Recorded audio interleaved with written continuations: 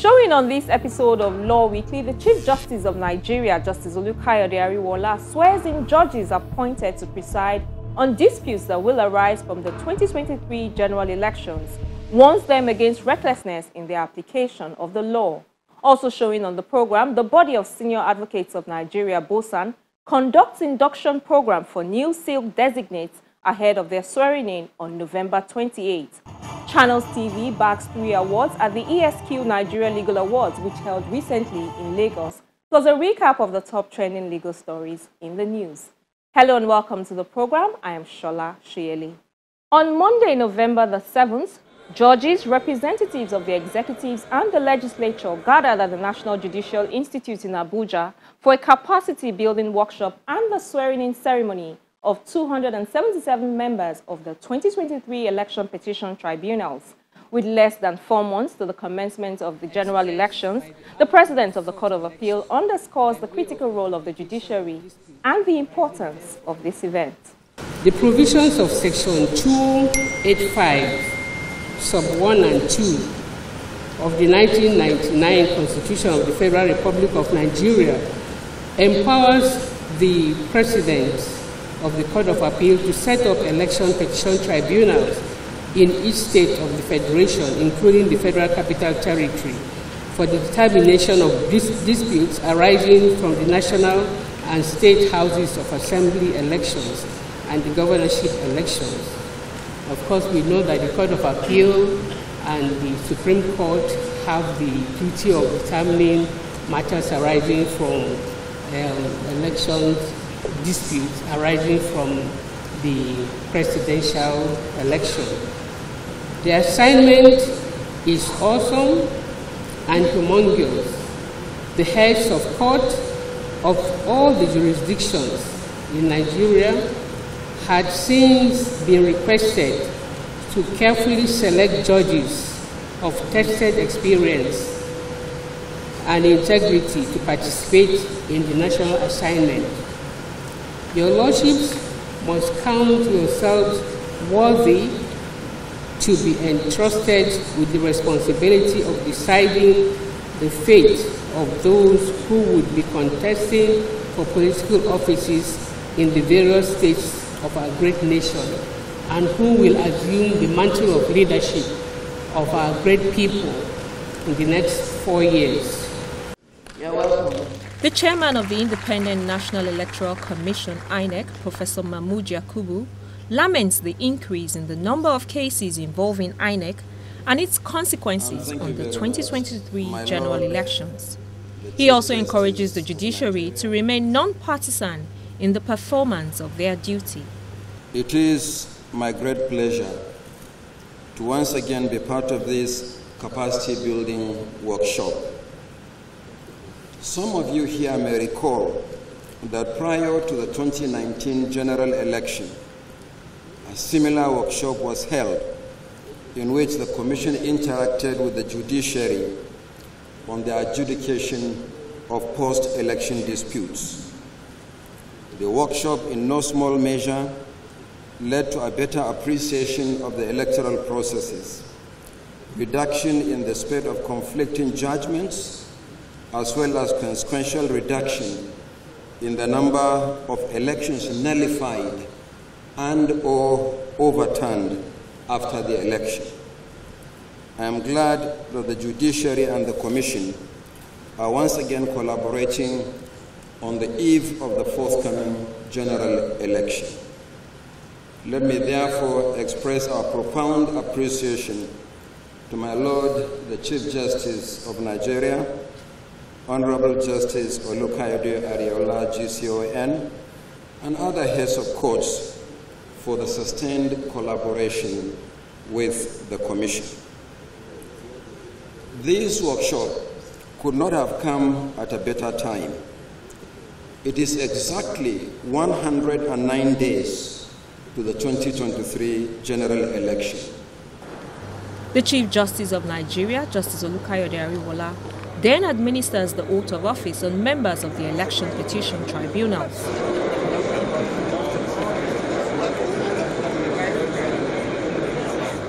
These judicial officers will head the various election tribunals across the nation to dispense justice in cases that will arise from the conduct of the 2023 general elections. Its conduct or its result should, however, not be perceived.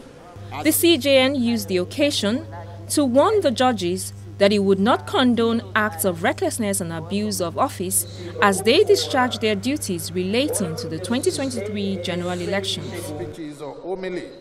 He also urged the judicial officers to conduct their affairs within the ambit of the law and resist temptations that would come their way in the course of their duties. Trust is a burden, and you must discharge it with utmost sincerity, honesty, and transparency, because conscience is an open wound healed only by truth. You must rise and operate above every sentiment that might play out in the course of your adjudication in the various tribunals. There is no doubt that temptations, tribulations, intimidations, and even sheer blackmails may be unleashed on you. But as thoroughbred judicial officers, you must guide your loin to rise above them and do what will hand you accolades from your Creator and also from the court of public opinion. I have no doubt this is the right time to now launch our Judicial Electoral Manual, JEM. The event also witnessed the unveiling of a Judicial Electoral Manual, a document the CJN and the President of the Court of Appeal hope will enable members of the election petition tribunals to discharge their duties effectively and reduce conflicting judgments. Launch the Manual, Judicial Electoral Manual of 2022.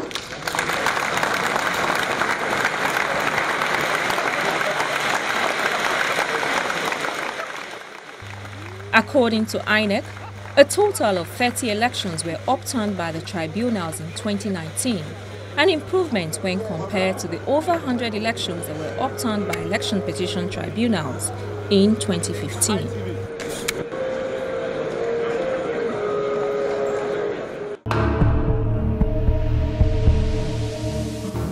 And from that ceremony, we move on to another.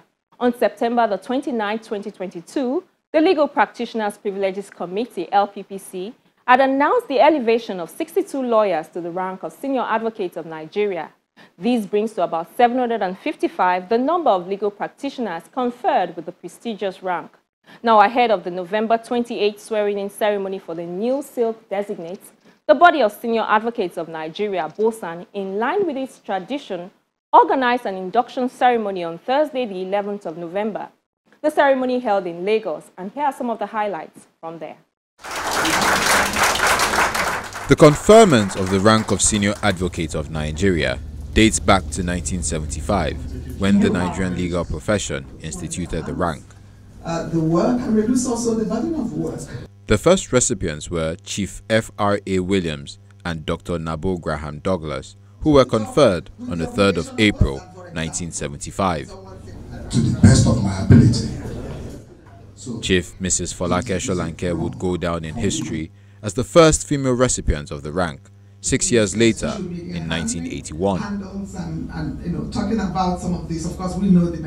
However, based on the recommendation of the then Chief Justice of Nigeria, Justice Walter Onoge, in 2018, the body of Senior Advocates of Nigeria, BOSAN, began to hold the pre-swearing-in induction program for the new Senior Advocates of Nigeria appointees. Thank you. 62 deserving legal practitioners have been elevated this year, and in keeping with its tradition, BOSAN organized this induction program for them. The induction program, which is held annually, seeks to provide a forum for the distinguished senior members of the inner bar and the bench to orientate the new appointees on their leadership role in the profession. The induction ceremony, which was divided into panel sessions, had seasoned speakers educate the inductees on issues of professional ethics, professionalism in the practice of law, decorum, and code of the inner bar, and the expected duties of the senior advocates. Some of the panelists speak on the desired expectation of the program.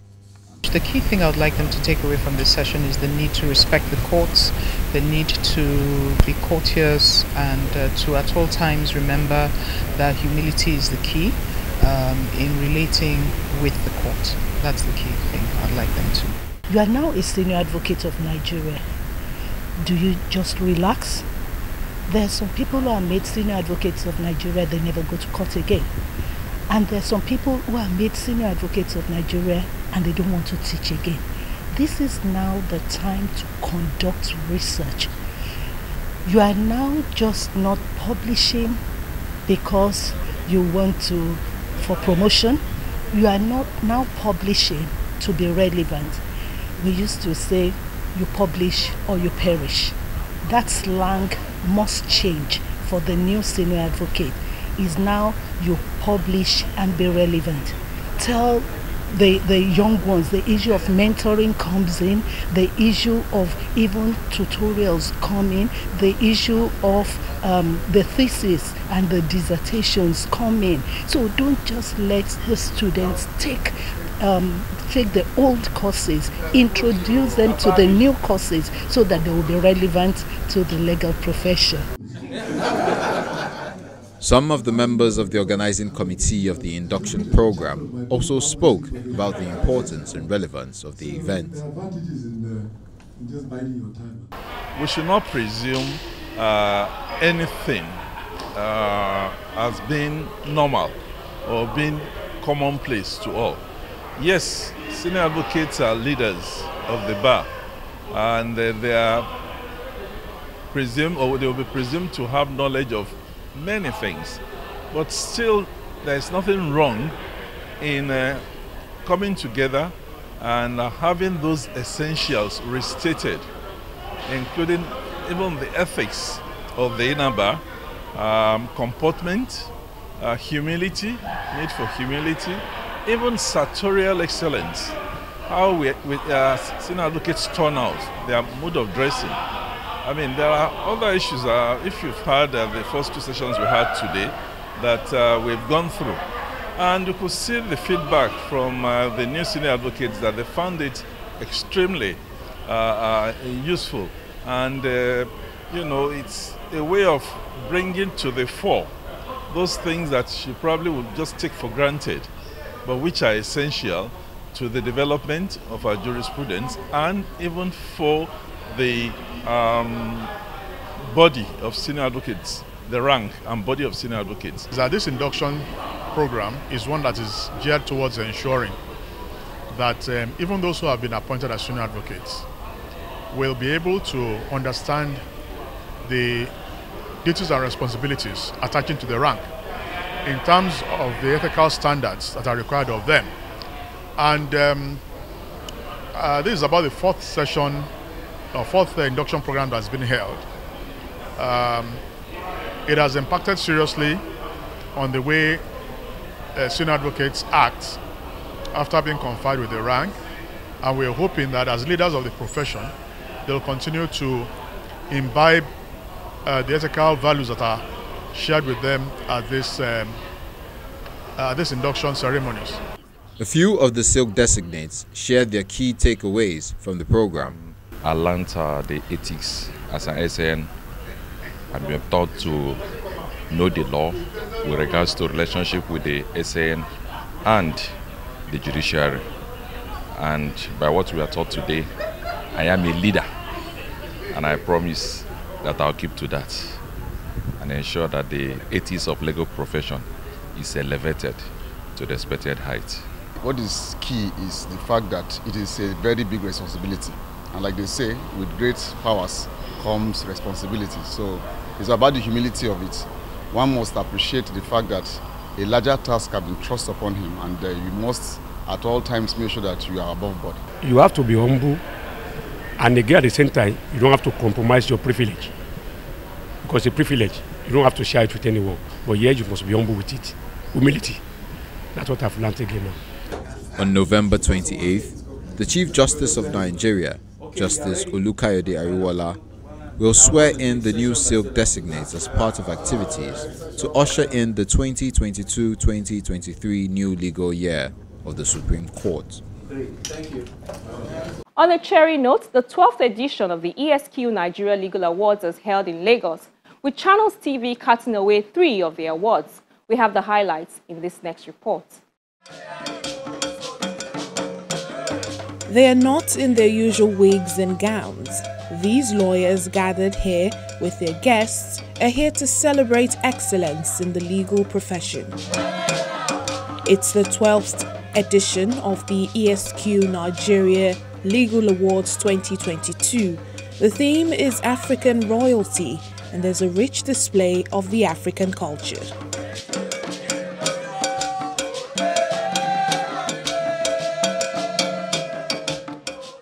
These awards are held annually to celebrate and project the important contributions of individuals, law firms, and some other organizations within the Nigerian business law community.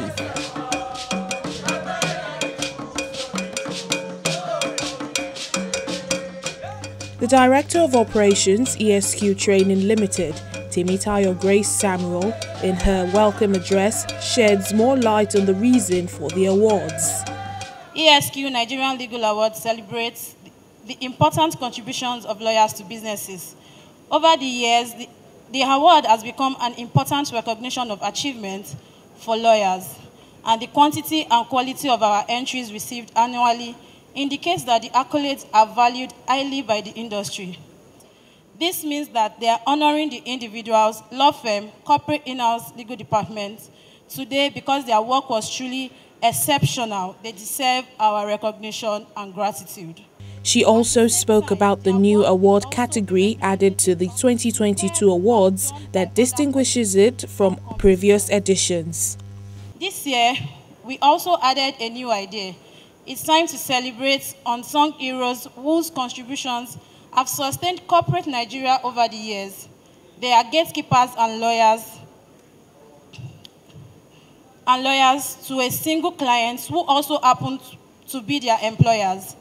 The difficulty of the terrain where they practice their profession becomes obvious when we think about the proverb, "He who pays the piper dictates the tune."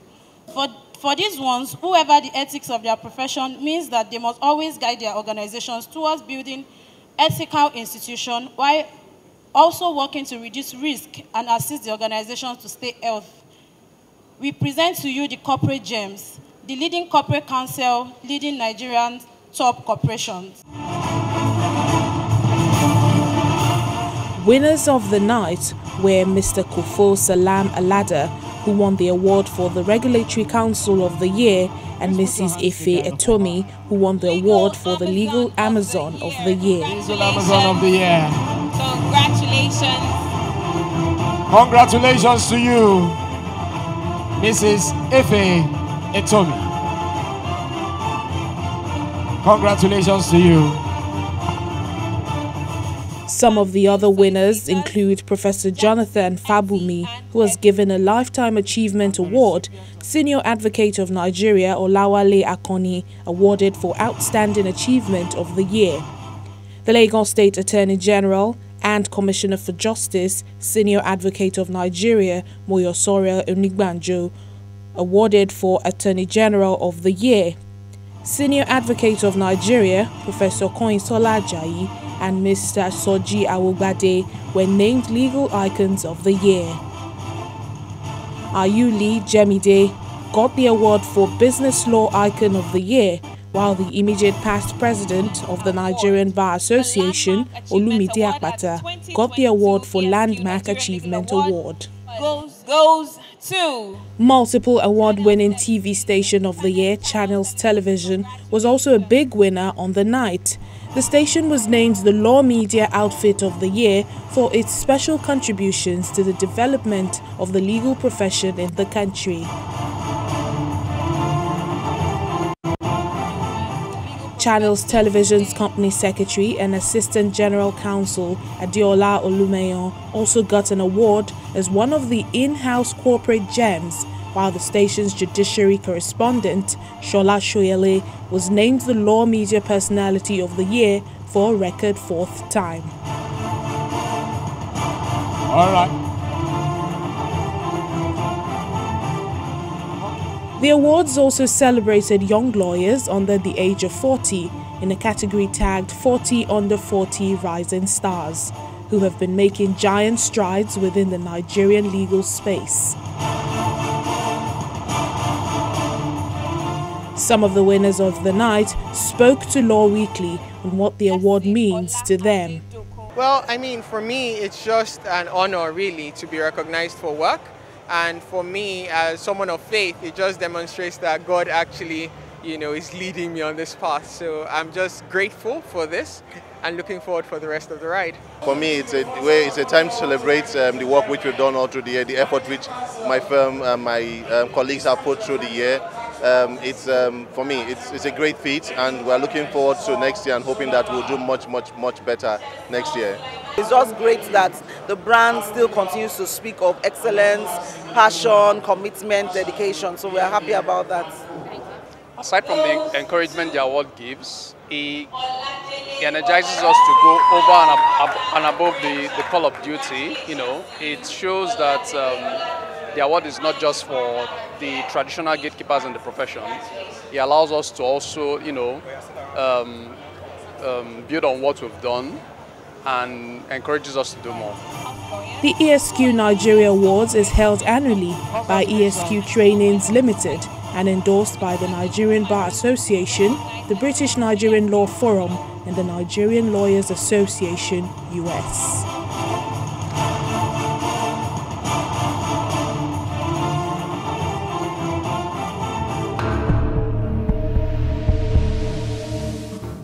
And just before we go, let's do a quick recap of some of the top legal stories we're tracking at the courts. We begin with reports that the High Court of the Federal Capital Territory has set aside the contempt proceedings and all the orders of conviction for contempt against the chairman of the Economic and Financial Crimes Commission, Abdul Rashid Bawa. Justice Chizoba Orji set aside the proceedings on Friday after hearing an application brought by the EFCC chairman. The court found that at the time the order was made, the EFCC chairman was not in contempt of court, as he had completed with the order that the respondent's Range Rover be released, and by several internal memoranda. He had initiated the Commission's internal mechanism to ensure the payment of the sum of 40 million naira to the respondent. In Makadi, the Federal High Court has directed the Independent National Electoral Commission to expunge the name of Mr. Mark Bella as a candidate of the New Nigerian People's Party (NNPP), while recognizing him as the authentic candidate of the Labour Party for Benue Northwest senatorial election come 2023. The court delivered the judgment in a suit filed by Mr. Gbila against INEC and NNPC for publishing his name as senatorial candidate for both NNPP and Labour Party in contravention of the Electoral Act. In Kaduna, 5 communities in Igabi local government area of the state have dragged the Nigerian military to the State High Court over forceful encroachment of their land without due process. The communities claim that the land acquired by the military in 1976 for establishment of the Armed Forces Command and Staff College, Jaji, had clear boundaries, but lament that the military has now exceeded the boundaries and encroached into their land. They say that no fewer than 400,000 indigents of the communities risk being displaced as a result of the forceful encroachment on their land. In Lagos, the trial of Chidinma Ojukwu, the major suspect in the murder of the chief executive officer of Super TV, Usifo Ataga, was stalled at the State High Court sitting at the Tafawa Balewa Square on Thursday at the instance of the prosecution. The Deputy Director of Public Prosecutions, Mrs. Adenike Oluwafemi, apologized to the court and said the witness, ASP Funke, who was part of the team that arrested and interrogated the first defendant, had called to inform her that she was out of jurisdiction. Justice Yetunde Adesonya adjourned the case till November 15th for continuation of trial. And we round off with a report that a Kenyan court has allowed a request by public prosecutors to withdraw a 7.4 billion shillings, that's about $60 million corruption case against Deputy President Rigathi Gachagua, citing insufficient evidence. Reports claim that under new President William Ruto's government, prosecutors have withdrawn several cases against some of his allies on the same grounds. The deputy president and his co-accused were charged with corruption in July last year. He denied any wrongdoing, even though another Kenyan court, in a separate ruling in July, had ordered him to repay 202 million shillings, which it determined were the proceeds of corruption. And that's our program for this week. Don't forget that you can find this episode of the program and past episodes on our YouTube channel. I'm Shola Shele. Thank you for watching and see you next week.